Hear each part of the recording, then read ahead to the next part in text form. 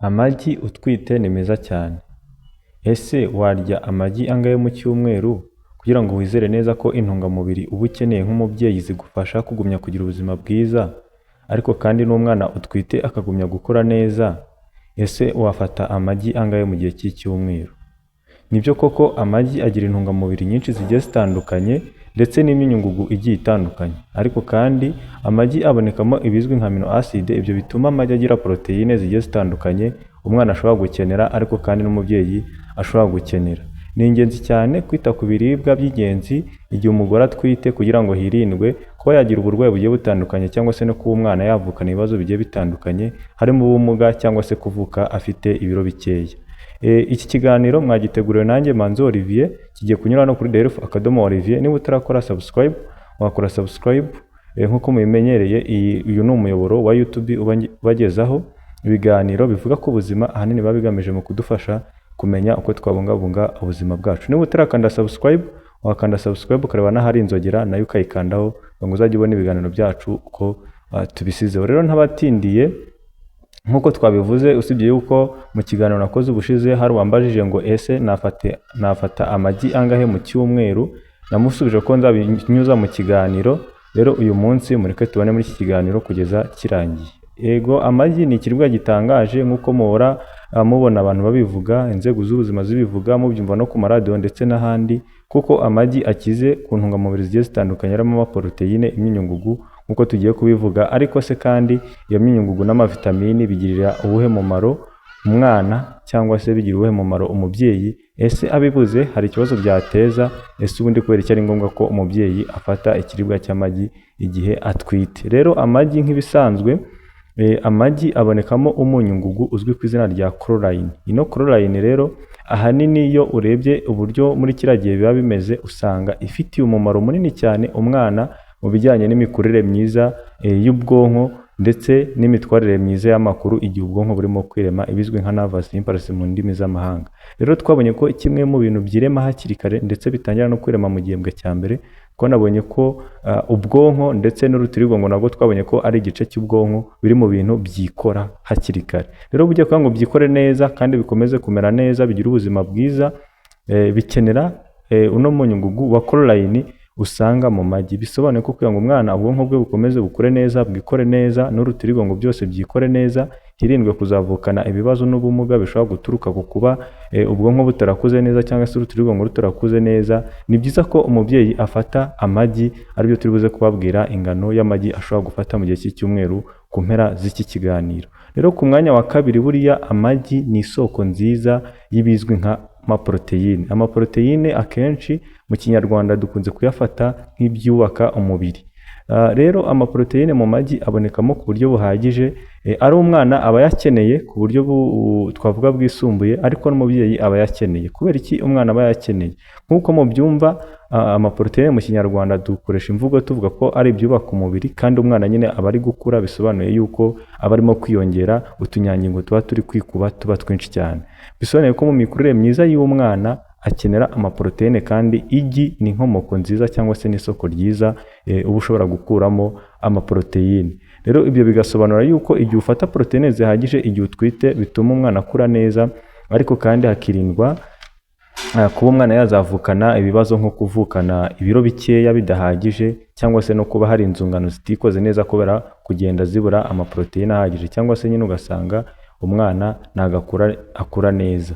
Rero gufata amaporoteyine ni ingenzi, bigirira umumaro ukomeye umwana umubyeyi atwite. Ku mubyeyi rero bifasha ku kuba nyine nyababyeyi nayo buriya uko umubyeyi agenda kurirwa cyangwa se ava mu gihembwe cya mbere ajya mu cya kabiri ajya no mu cya gatatu, burya nyababyeyi ikomeza gukura kugira ngo ibashe kwakira n'umwana nyine uri gukura, kuko umwana ni habari, bivuze ngo uko umwana akura aba akeneye n'ahantu hanini ho kuba.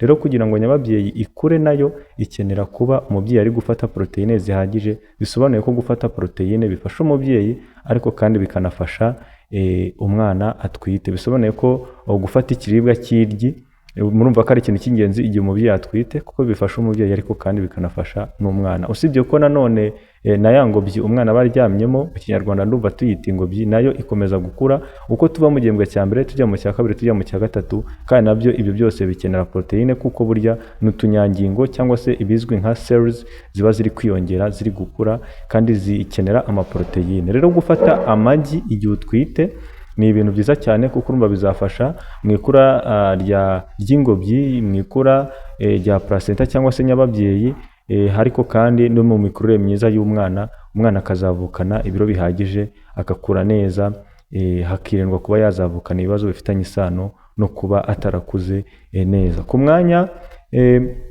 wa gatatu, buriya iryi ni inkomoko nziza ya vitamini D. Vitamini D turahita tuyifatanya n'undi munyungugu uboneka mu magi uzwi ku izina rya calcium.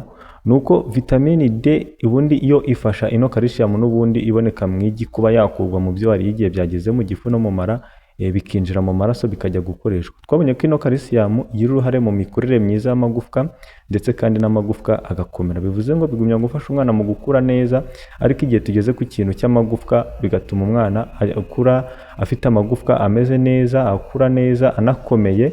Ino vitamini D rero iboneka mu igi aba ariyo kugira ngo ifashe ino calcium cyangwa se uno munyungugu wa calcium gukurwa mu mara, maze bikinjira mu maraso bigatangira gukoreshwa ku mubyeyi ndetse no ku mwana. Rero tuvuze umumaro w'ibi bintu ku mwana, ariko ku mubyeyi buriya bimurinda uburwayi ababyeyi batwite bakunze kugira iyo batitaye ku mirire, aribwo burwayi bwo kugira amagufwa yorohereye, bitewe n'uko iyo umubyeyi adafashe ino calcium ihagije, umwana akoresha iy'umubyeyi. Iyo umubyeyi ibibitswe mu magufwa kuko ino calcium ariho ibikwa, rero iyo umwana ari kwikenera, umubiri ugatangira kubikura iyo umubyeyi yabitse mu magufwa, umubyeyi urumva atangira kugira amagufwa yorohereye kuko igituma akomera umwana arimo kugitwara, nyamara we nta zindi calcium ari gufata, bigatuma umubyeyi agira uburwayi buzwi butuma ababyeyi bagira amagufwa akomeye kujya ashobora no kugenda agatsikira, akaba yavunika cyangwa se yakwirukanka akavunika bitewe n'uko afata ibiribwa bidakize kuri calcium, nyamara kandi atwite ikenewe cyane.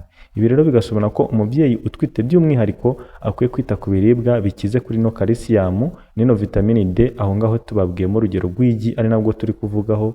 Gufata amagi nk'uko turi buze kubibabwira byafasha umubyeyi kwirinda kuba yazagira buno burwayi, ariko kandi bikanafasha n'umwana kuzakura neza, akagumya akagira amagufwa akirema neza, birumvikana akanakomera, bityo n'uburyo n'igihe umwana azagira igihe cyo kumera amenyo, kuko n'amenyo akenera ino calcium. Burya umubiri hari ibintu waratangiye gukora bizavamo amenyo, nubwo amenyo aba ataratangira kwikora, kandi ibyo byose bikenera calcium. Rero akaba ari ikintu cyiza cyane gufata amagi kuko uzasanga bino vitamini D ndetse n'ino calcium, uno munyungugu wa calcium, bityo bigafasha umwana mu kugumya kugira amagufwa ameze neza, n'umubyeyi bikamurinda uburwayi bugiye butandukanye nk'uko tumaze kubivuga. Rero hari ibindi binyabutabire biboneka mu igi, ariko twagiye tubivuga no mu bindi biribwa. Abakurikiye ikiganiro twakoze ku kiribwa cya karoti, abakurikiye ikiganiro twakoze ku bijumba, ku kiribwa cy'ikijumba, mwumvishe tuvuga ibinyabutabire byitwa lutein and zeaxanthin.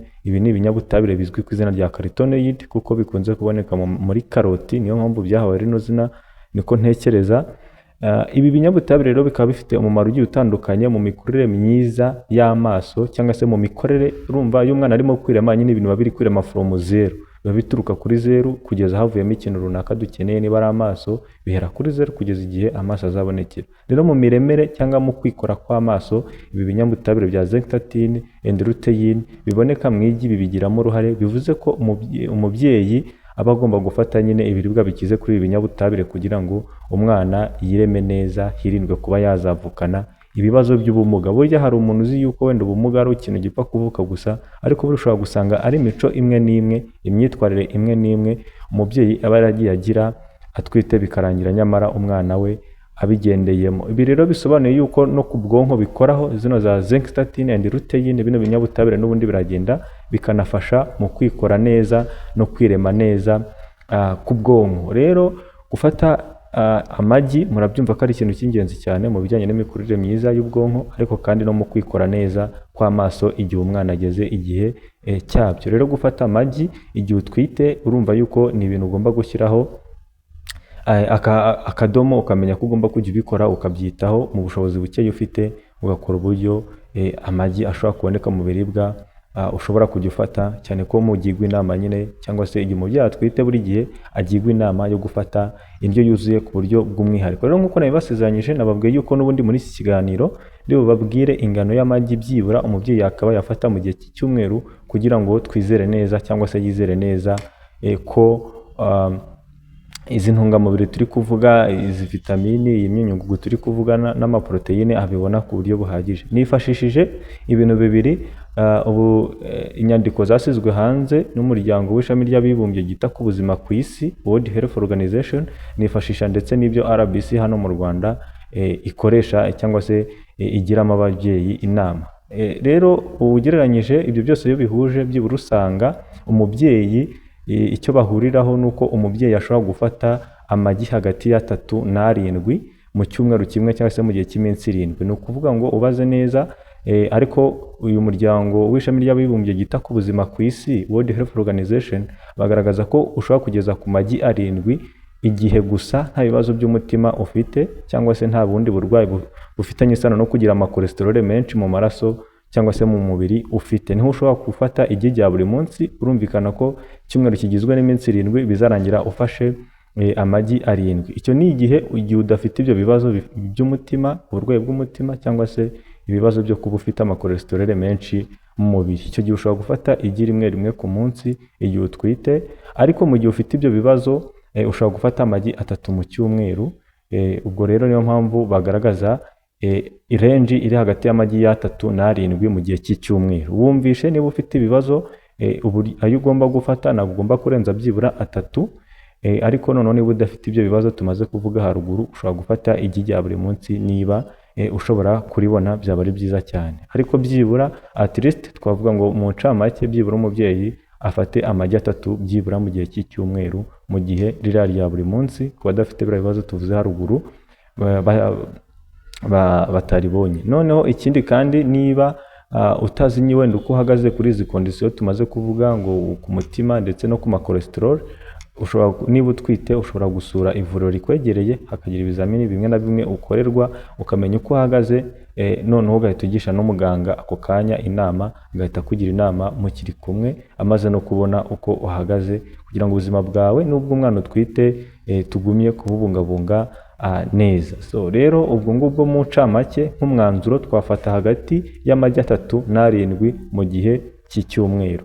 Rero njye mwabanye muri iki kiganiro nitwa Manzi Olivier, ndi umunyeshuri muri kaminuza ishami ry'ubuzima.